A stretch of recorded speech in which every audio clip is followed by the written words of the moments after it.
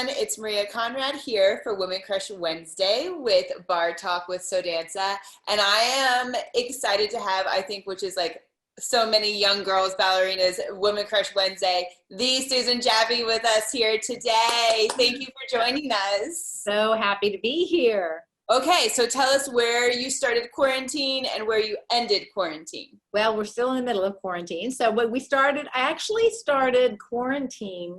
That's so interesting. Quarantine started while I was traveling to Pittsburgh to interview for this job. Oh my gosh. For the artistic directorship. So it was March 11th and 12th, or 12th and 13th. It was a Tuesday and Wednesday and Thursday. And on my way here, or actually the first night after the first day of interviews, my school, UNCSA, shut down.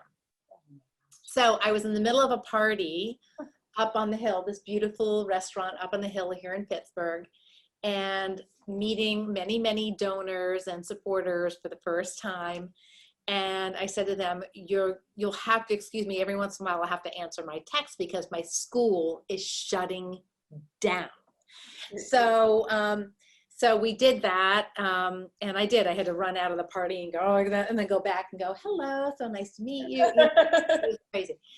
And then, and then I drove back from, after 2 days of interviewing here, I drove back to Winston. And I think I was sort of in denial the first couple of weeks because I went into work every day, even though everybody else was gone. I just went into work every day. I just couldn't not go into work. And then I recognized that I had to just sort of stay home because I didn't even want to have to worry about wiping handles and things.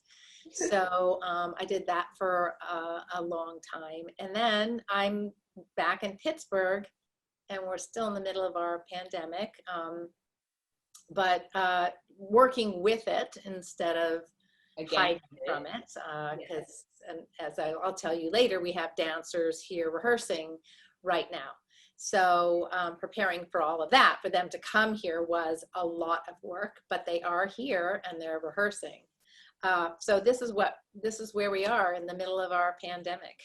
It's so amazing. I just spoke to Dante Puleo, who just got named artistic director of Jose Limon, and he said it was actually an interesting time because he said stuff that I wouldn't have been able to focus on previously, like website, online classes. He said I could really put my direction there to reshaping the company and then move into the studio with the dancers. Have you had the opportunity to do that? Well, my movers moved me into my Pittsburgh home on July 1st. Oh my gosh. So no, yes. So there's all those shifts. So, but I mean, I did because, I think I would have had, it would have been harder to sort of get to know the organization if we were in full throttle.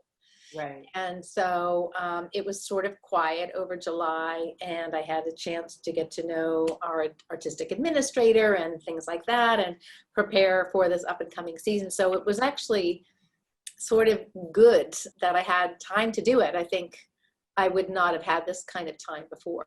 So you've been right in the studio with, and I know you're so hands-on with dancers. You would have been right in the studio with the dancers right away. Yeah, and now I'm starting to slot myself in a lot more. So I'm trying to be in there as much as possible. Okay, well, let's just jump into it. Tell us how you guys are handling the performance aspect, because I'm really excited to hear that you have performances coming up like soon, in a couple weeks. Couple of weeks. So, okay. Our executive director, Harris Ferris, had purchased or rented a stage that was sitting out in our parking lot right now, but he was also fundraising for something called the SAM 450, which is this 46-foot wide, 36-foot deep stage, huge. Oh my God. And he got it done. He went to all the foundations and people were excited about it, and we will be performing on that SAM 450 in 2 weeks. So that was really exciting. And so in order to be able to do the performances, what we did was we have a bunch of pas de deux and solos.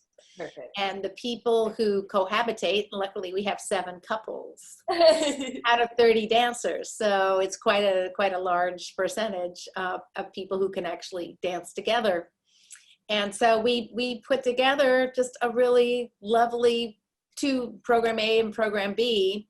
And I think it's going to be a whole lot of fun, actually. And I know how many people are going to be so grateful to see dance live again.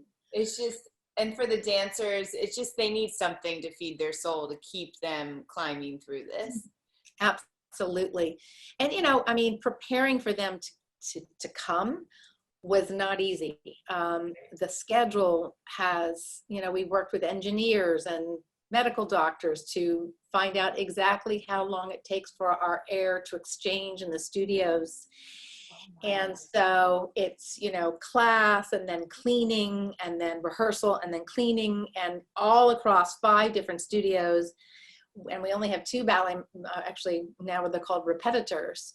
Yeah. 2 repetitors and me, that's it. So there's a lot of work to be done, but I'm so glad that you guys are doing it. And are you doing anything virtual? Because I think that's a great way for people to see the company. Yes, so we'll be doing, by the way, 10 performances out here, which we at first called the Parking Lot Series, and now— How fortuitous was that for them to forward think about this outdoor performance? You know, this. Oh yeah, it's amazing. Yeah, it's amazing. Now it's called the Open Air Series, so we're excited. But also, we will be doing a Dracula, a version of Dracula, for either people's porches or some location within Pittsburgh. I'm a big fan now of short performances. And actually, I forgot to tell you that we just did a virtual performance that was filmed in this beautiful park called Heartwood Acres. Yeah. And we did we used the overture of A Midsummer Night's Dream. And I created a 13-minute storyboard of the whole ballet in 13 minutes. And then we had the dance, because I was still living in Winston at the time. The dancers choreographed it. So I said, you know, you'll do Titania, Puck, Oberon. You'll do Bottom. And, you know, and so I gave everybody their assignments.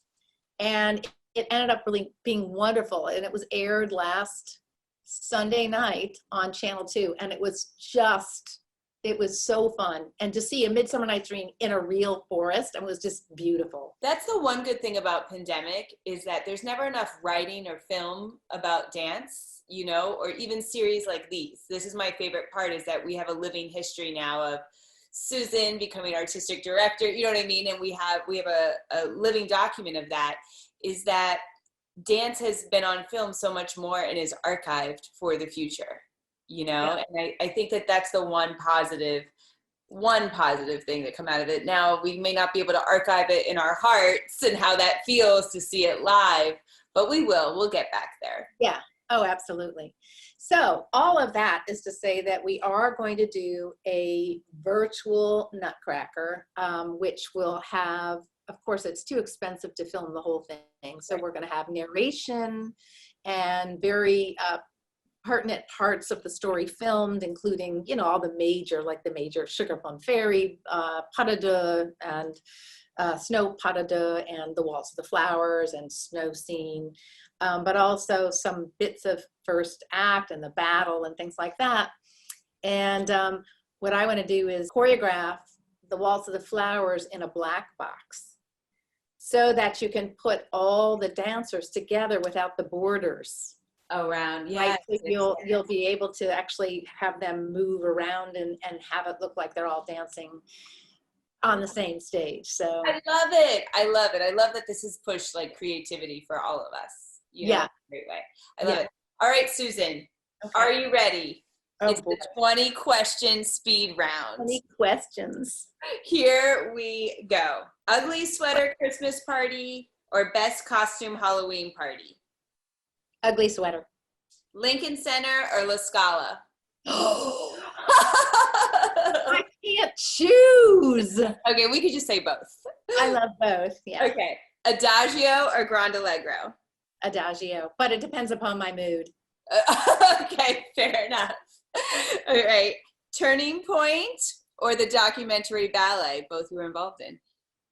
I was not involved in Turning Point. No, not before my time. Before your time. So I'll say the documentary ballet. Okay, I love it even better, which we all need to watch. It's a perfect time. Champagne or martini? Oh, Pinot Noir. Dance magazine or People magazine? Dance, of course. Chocolate or wine? Wine. Breakfast or dinner? Dinner. Key tree or fairy doll? Key tree. Those of us that are judges will never say fairy doll. Okay. Balanchine or pet-a-pa? Oh my gosh, how can you choose? Both. Both. Okay, fair enough. Pho or zuppa de pêche? Oh gosh, zuppa de pêche. Okay. Dancer or dean? I guess it depends upon how old you are. Fair enough. That's a good one. La Bayadere or Coppelia? Oh gosh, Bayadere. Lower East Side or Central Park? Central Park. Dior or Gucci? Issey Miyake. Okay, or that one too. That's a good one. I love that perfume, the Issey Miyake perfume. Yeah. It's so good. Yeah. Okay, Royal Danish Ballet or Vienna State Opera? Now, how can I choose on that publicly? Okay, fair enough. Shh, later.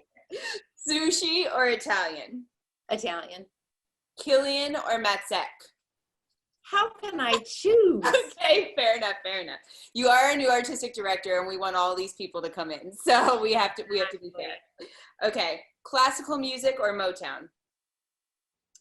Oh gosh, it does depend upon my mood, but I will say classical. Okay, and the last question: Gene Kelly or Fred Astaire? You put me in front of either one of those guys, and I'm happy as a clam. Best partner ever. I love Gene Kelly a little bit more because he's so warm and so like masculine in the dancing, you know. But Fred Astaire is just, so smooth. You did it. I mean, I did it. It was a little hard, but you were very artistic directorly and diplomatic. I'm learning. Okay, everyone, stay tuned for next week when we have part 2 with Susan, where we delve into all of the questions I've always wanted to ask her. Yes, and we are going to see her next week. Thank you so much for joining us.